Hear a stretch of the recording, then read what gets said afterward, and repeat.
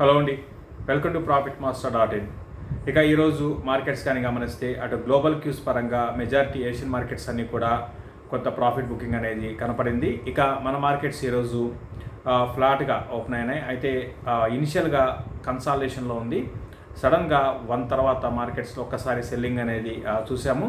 ఒక దశలో Nifty 140-150 points పైన నష్టాల్లోకి వెళ్ళింది. అయితే అక్కడి నుంచి రికవరీ ఓవరాల్గా నిఫ్టీ -104 పాయింట్స్ మైనస్లో క్లోజ్ కావడం చూస్తున్నాం. 15,635 దగ్గర నిఫ్టీ ఈరోజు క్లోజ్ అయింది. ఒక దశలో 15,600 కూడా బ్రేక్ అయిందనమాట.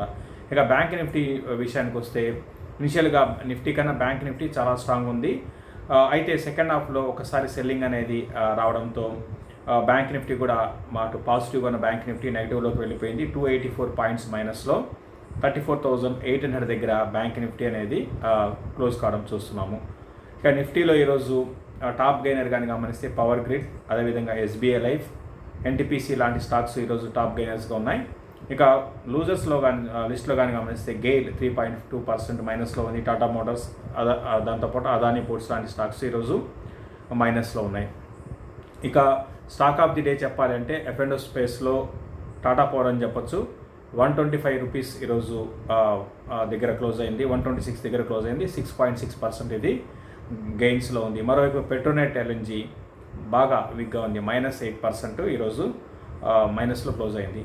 అయితే ఇంట్రెస్టింగ్ ఏంటంటే ఈరోజు ఒక దశలో మిడ్ అండ్ స్మాల్ క్యాప్ ఇనిషియల్గా స్ట్రాంగ్ ఉన్నాయి. అయితే సెకండ్ హాఫ్లో ఒకసారి మార్కెట్ పడంతో మిడ్ అండ్ స్మాల్ క్యాప్లో ఒకసారి సెల్లింగ్ అనేది బాగా ఈరోజు కనపడింది. లాస్ట్ కొన్ని రోజులుగా మనం చూస్తున్నాము మిడ్ అండ్ స్మాల్ క్యాప్లో మంచి ర్యాలీ, లాస్ట్ 1 మంత్గా మంచి ర్యాలీ అనేది చూసాము. దాదాపు అన్ని స్టాక్స్ కూడా మిడ్ అండ్ స్మాల్ క్యాప్లో స్టాక్స్ బాగా భారీగా పెరుగుతూ వస్తున్నాయి. దానికి ఈరోజు బ్రేక్ పడింది. అటు ఇండెక్స్ బ్రేక్ పడింది. అట్ ద సేమ్ టైం ఇటు మిడ్ అండ్ స్మాల్ క్యాప్కి కూడా ర్యాలీకి బ్రేక్ పడింది అని చెప్పొచ్చు. ఏదేమైనప్పుడు కూడా రీసెంట్గా నిఫ్టీ 14,600, 700 లెవెల్స్ నుంచి 14,000 క్లోజర్గా 700 లెవెల్స్ దాకా వెళ్ళింది. అక్కడి నుంచి కొంచెం ప్రాఫిట్ బుకింగ్ కనపడే నిఫ్టీ ప్రస్తుతానికి 15,635 దగ్గర క్లోజ్ అయింది. అయితే ఇక్కడ నుంచి మార్కెట్స్ ఏ విధంగా ఉండవచ్చు. అయితే దానికంటే ముందు ఈరోజు మనం అడ్వాన్స్ డిక్లేర్ రేషియో కానీ గమనిస్తే 455 స్టాక్స్ అడ్వాన్సెస్ ఉన్నాయి. 1,066 స్టాక్స్ ఈరోజు డిక్లైన్స్ ఉన్నాయి. అయితే హై నుంచి మాత్రం మెజారిటీ స్టాక్స్ బాగా కరెక్ట్ అయినాయండి, అది ఈరోజు గమనించాలి. ఇక ఫ్యూచర్స్లో కానీ గమనిస్తే ఈరోజు ఇన్ని రోజులు మనకి ఫ్యూచర్స్లో ఎక్కువగా లాంగ్ పొజిషన్స్ బిల్డ్ అవుతూ వస్తున్నాయి. అయితే ఈరోజు కంప్లీట్గా రివర్స్ అయింది ట్రెండ్. ఎక్కువగా ఈరోజు లాంగ్ అండ్ వైండింగ్ కనపడింది. దాంతోపాటు షార్ట్ సెల్ అనేది ఎక్కువగా మెజారిటీ స్టాక్స్లో షార్ట్ సెల్లింగ్ అనేది మనం ఈరోజు చూసామన్నమాట. అంటే ఇక్కడ నుంచి ఏంటంటే కొంచెం ఫ్యూచర్స్లో ట్రెండ్ బేస్డ్ ఆన్ ఫ్యూచర్స్ బట్టి గమనిస్తే కొంచెం మార్కెట్స్ కొంత నిఫ్టీ పరంగా కొంత కిందకి రావడానికి అవకాశాలు ఉన్నాయి. అయితే నిఫ్టీ ఎంతవరకు కిందకి రావచ్చు? 15,600 అనేది నిఫ్టీకి ఒక స్ట్రాంగ్ సపోర్ట్గా ఉండవచ్చు. అది కానీ బ్రేక్ అయితే 15,400 తర్వాత 15,250 ఈ లెవెల్స్ డౌన్ సైడ్ రావడానికి నిఫ్టీ అవకాశాలు ఉన్నాయి. ఇక హయ్యర్ సైడ్ కానీ గమనిస్తే 15,800 నుంచి 850 ఆ లెవెల్స్లో నిఫ్టీకి చాలా స్ట్రాంగ్ రెసిస్టెన్స్ ఫేస్ చేయొచ్చు. ఇంకోటి, మనం 100 పాయింట్స్ నిఫ్టీ పడింది, 100 పాయింట్స్ పెరిగింది అంటే పెద్దగా పెరిగినట్టు కాదు, పెద్దగా పడినట్టు కాదండి. ఎందుకంటే నిఫ్టీ రేంజ్ అనేది బాగా ఇంతకుముందు 12,000, 10,000 నిఫ్టీ కాస్త 15,000 వచ్చింది. కాబట్టి మనకి ఇప్పుడు 100 పాయింట్స్ అయినా కూడా పెరిగినా పడినా కూడా అది మనం కన్సాలిడేషన్ రేంజ్ బౌండ్లో ఉన్నట్టే అనుకోవాలి. అయితే ఇన్ని రోజులు ఏంటంటే మనకి నిఫ్టీ ఒక రేంజ్ బౌండ్ స్టడీగా పైకి వెళ్ళడము, స్లోగా ఉండడం అది గమనించాం. బట్ అది ఈరోజు కొంచెం వోల్టాలిటీ అనేది, ఇంట్రాడే వోల్టాలిటీ అనేది హైకి కానీ గమనిస్తే ఎక్కువగా ఉంది. ఈరోజు నిఫ్టీ హై 15,800 అనమాట. లో కానీ గమనిస్తే 15,566. అంటే లాస్ట్ కొన్ని రోజులుగా మనకి నిఫ్టీ రేంజ్ ఇంట్రాడేలో చాలా తక్కువ ఉంది, బట్ ఈరోజు చాలా హైగా ఉంది.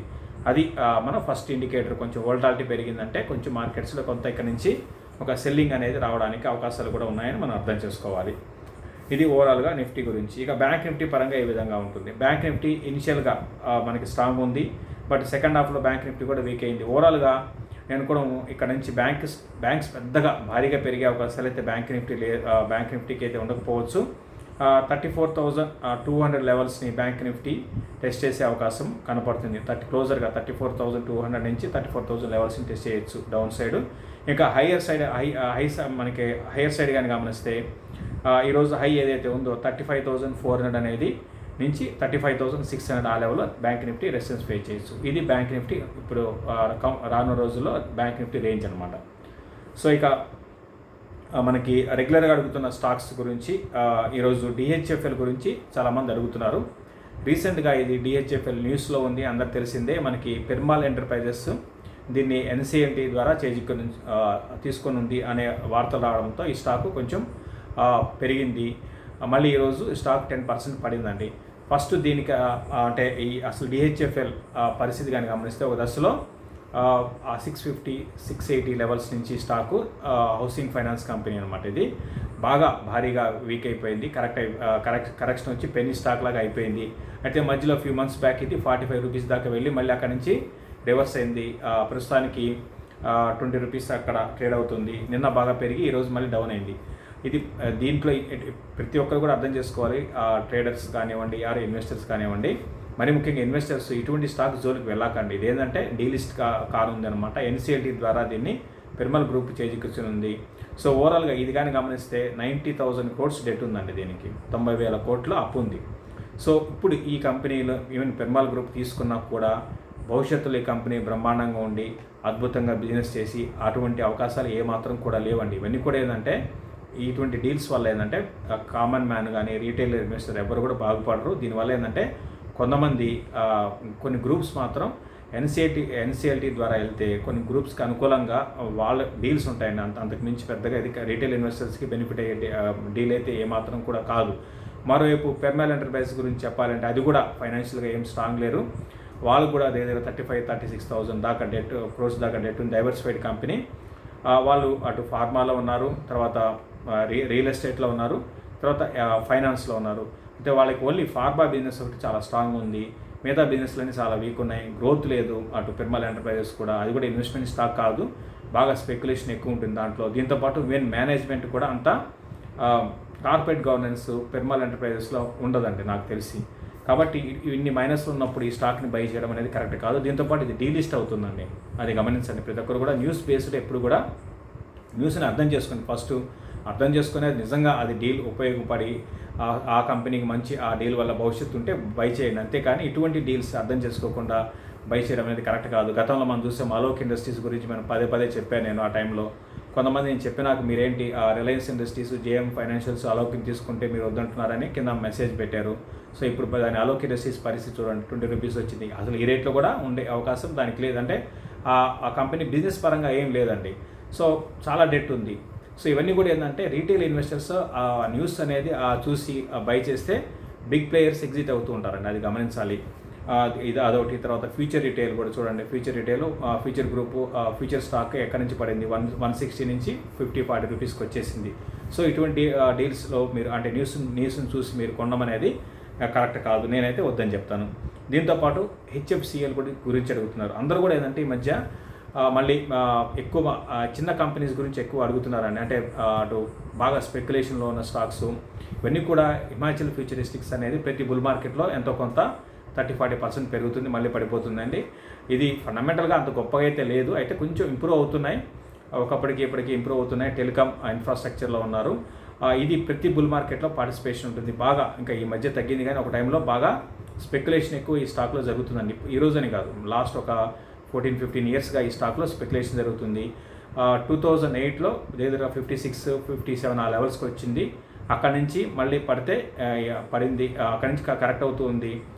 మళ్ళీ ఆ లెవెల్స్కి ఇప్పుడే రావడం అనమాట. దగ్గరగా 53కి ఈ మధ్య వచ్చింది. కాబట్టి ఇది కూడా నేను ఇన్వెస్ట్మెంట్ స్టాక్గా చెప్పను. ఇదంటే ట్రేడింగ్ పరంగా మీకు ఆ స్కిల్స్ ఉండి మీరు క్విక్ ఎగ్జిట్ అయితేనే తీసుకోండి. ఇవన్నీ కూడా మీరు అబ్జర్వ్ చేస్తే షేర్ హోల్డింగ్ ప్యాటర్న్స్లో అటు మ్యూచువల్ ఫండ్స్ ఇన్వెస్ట్ చేయరు, అటు ఎఫ్ఐఎస్ ఇన్వెస్ట్ చేయరు. బిగ్ ప్లేయర్స్ కొంతమంది ఉంటారు, అంటే ఆపరేటర్ ప్లేయర్స్ ఉంటారు తప్ప హై నెట్వర్త్ ఇన్వెస్టర్స్ కూడా ఉండరండి. ఇవన్నీ కూడా ఏంటంటే ఎక్కువ రీటైల్ ఇన్వెస్టర్స్ ఉంటారు. రీటైల్ ఇన్వెస్టర్స్ రీసెంట్గా మనకు తెలిసిందే, మన ఇండియాలో రికార్డు స్థాయిలో మంత్లీ బేసిస్లో డిమాట్ అకౌంట్స్ ఓపెన్ అవుతున్నాయి. కొత్త వాళ్ళందరూ కూడా స్టాక్ మార్కెట్లోకి వస్తున్నారు. వాళ్ళు ఆబ్వియస్గా ఈ 30-40 రూపాయల స్టాక్స్ని కొంటారు. అందరూ కూడా టెక్నికల్ చూసి కొనాకండి. ఇప్పుడు వీళ్ళందరూ కూడా ఏంటంటే టెక్నికల్గా ఇది బాగుంది, 200 days మూవింగ్ యావరేజ్ పైన ఉంది, ఇవన్నీ కాదండి. దీని వెనకాల దాని స్టోరీలు ఉంటాయి. ఆపరేటర్స్ ఉంటారు, స్టాక్ని పెంచుతారు, వాళ్ళు ఎగ్జిట్ అవుతారు, ఇరుక్కుపోతారు. కాబట్టి ఇటువంటి స్టాక్స్లో ఎప్పుడు కూడా ఇన్వెస్ట్మెంట్కి కరెక్ట్ కాదు. ఒకవేళ మీరు ట్రేడింగ్ పరంగా మూమెంటం కోసం కొంటే ముందు మీరు ఎగ్జిట్ కావాలి, ఆ స్టాక్ పడే లోపల మీరు ఎగ్జిట్ కావాలి, లేకపోతే ఇరుక్కుపోతామండి. సో నేనైతే రికమెండ్ చేయను. దీంతోపాటు సింఫనీ అదేవిధంగా వోల్టాస్ గురించి అడుగుతున్నారండి. ఈ 2 స్టాక్స్లో ఏది బెస్ట్? సింఫనీ, వోల్టాస్. నా ఉద్దేశం ప్రకారము ఆ 2 కూడా ఓకేనండి. వాల్యుయేషన్స్ 2 ఎక్స్పెన్సివ్, సేమ్ వాల్యుయేషన్స్ పరంగా గమనిస్తే 2 కూడా ఒకే పీఈ దగ్గర ట్రేడ్ అవుతున్నాయి. 2 కూడా సెక్టార్ పరంగా ఒకే సెక్టార్ కింద, అంటే ఒకటి ఎయిర్ కండిషను, తర్వాత ఒకటి ఎయిర్ కూలర్ అనమాట. ఎయిర్ కూలర్ విషయానికి వస్తే ట్రెడిషనల్గా ఒకప్పుడు బాగా బిజినెస్ ఉండేది మన ఇండియాలో. అయితే స్లోగా ఏదంటే ఎయిర్ కూలర్ నుంచి మనకి ఎయిర్ కండిషన్ వైపు చాలామంది మొగ్గు చూపుతున్నారు. అయితే ఈ ఎయిర్ కూలర్ విషయానికి వస్తే అనార్గనైజ్డ్ సెక్టర్లో బాగా కాంపిటీషన్ ఉంటుందండి. అయినా కూడా సింఫనీ అవన్నీ తట్టుకొని గ్రోత్ అనేది కనపరుస్తున్నారు. ఫండమెంటల్ పరంగా 2 కూడా మంచి కంపెనీసే.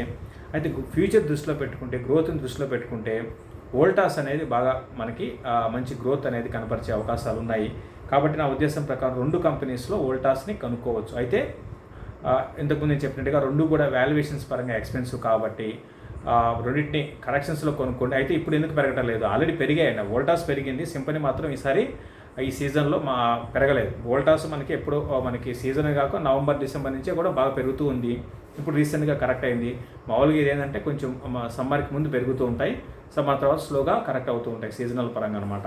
బట్ ఏదేమైనప్పుడు కూడా కరెక్షన్స్లో కొనుక్కోవచ్చు అండి. 2 కూడా మంచి స్టాక్సే, 2 కూడా ఇన్వెస్ట్మెంట్ స్టాక్సే, కరెక్షన్స్లో కొనుక్కోవచ్చు. అయితే ప్రైస్ అనేది కొంచెం కరెక్షన్ రానివ్వండి, అప్పుడు కొనుక్కోవచ్చు.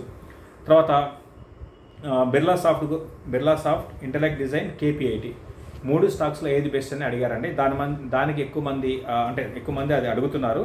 అయితే టెక్నాలజీ పరంగా అంటే నేను అంత స్ట్రాంగ్గా నేను వీటిని అనలైజ్ చేయలేనండి. వీళ్ళు బిజినెస్ మోడల్ కానివ్వండి, తర్వాత పెద్ద కంపెనీస్ TCS, ఇన్ఫోసిస్ వాటి గురించి చెప్పగలుగుతాను. కానీ ఈ బిర్లా సాఫ్ట్ కానివ్వండి, ఇంటెలెక్ట్ డిజైన్, KPIT ఇవన్నీ కూడా ఏదంటే నేను అంత స్ట్రాంగ్గా అయితే నేను చెప్పలేను. కాబట్టి నిర్ణయం దీంట్లో ఇన్వెస్ట్ చేయాలని అనుకునే వాళ్ళు నిర్ణయం మీ ఓన్గా తీసుకుని, ఇలా ఎవరి అడ్వైజర్నా తీసుకోండి. నేనైతే వీటికి ఆన్సర్ అయితే ఇవ్వలేను. ఇది క్లోజింగ్ రిపోర్ట్. దీంతోపాటు మనకి 14th నుంచి 100 days మెంటర్షిప్ ప్రోగ్రామ్ అనేది స్టార్ట్ అవుతుందండి. సో ఇదేంటంటే 100 days మామూలుగా ట్రేడింగ్ పరంగా షార్ట్ టర్మ్కి ఎటువంటి పొజిషన్ తీసుకోవాలి, ఇంట్రాడే కోసం ఎటువంటి పొజిషన్ తీసుకోవాలి, దాన్ని ఏ పారామీటర్స్ చూడాలి అనే దాని మీద ఉంటుంది. ఇది ప్యూర్ ట్రేడింగ్ అనమాట. అది కూడా దట్టు టెక్నికల్ అనాలిసిస్. దీంతో ఏంటంటే ఆర్పి గారు స్పెషల్ ఏంటంటే డిమాండ్ అండ్ సప్లై బేస్డ్ చేసుకొని ప్రోగ్రామ్ అన్నమాట. ఇది 100 days ఎందుకు పెట్టామంటే 1-2 రోజుల్లో ఏది కూడా మనకి రాదు. ఏది నేర్చుకోవాలన్నా కూడా one day or 1 hour 5 hours or 2 days చాలదన్నమాట. దాని గురించి ఏంటంటే ఒక డిజైన్ చేసి 100 days అనేది మెంటర్షిప్ పెట్టాము. దీంతోపాటు ఫ్యూచర్ అండ్ ఆప్షన్స్ కూడా దీంట్లో బేసిక్స్ చెప్తారు. కాబట్టి ఇంట్రెస్ట్ ఉన్న వాళ్ళు కింద మెసేజ్ బాక్స్లో దీనికి సంబంధించిన ఇన్ఫర్మేషన్ ఉంటుంది, ఒకసారి చూడమని చెప్తాను. థ్యాంక్ యూ అండి. మళ్ళీ రేపు మార్నింగ్ మార్కెట్లో కలుద్దాం.